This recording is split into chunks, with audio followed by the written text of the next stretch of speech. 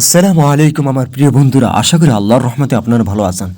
আজকে গুরুত্বপূর্ণ এমন একটি হাদিস আপনি শুনতে যাচ্ছেন, আগে কখনো কোনো আলেমদের মুখে শুনেন নাই বা পরও আপনি না শুনতে পারেন। অজানার বাহিরে অনেক হাদিস আমাদের অজানার বাহিরে হয়ে গিয়েছে। আজকে শুরু করা যাক। নামাজ কোন ব্যক্তিকে অভিশাপ দেয় এবং নামাজ কোন ব্যক্তিকে সুপারিশ করে জান্নাতে নেবে, আসুন আমরা জেনে নিই।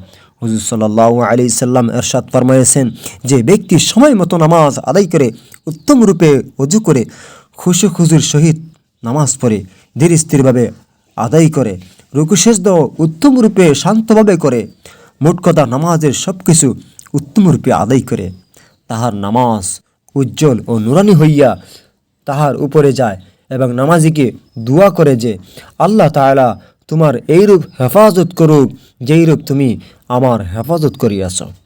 অপরদিকে যে ব্যক্তি মন্দভাবে নামাজ আদায় করে, সময়ের দিকে লক্ষ্য রাখে না, অজুও ভালোভাবে করে না, রুকু সিজদাও ঠিকমতো আদায় করে না এবং জামাতও গুরুত্ব সহকারে আদায় করে না, তাহার নামাজ বিশ্রী কালো হইয়া বদদুয়া দিতে দিতে চলে যায়।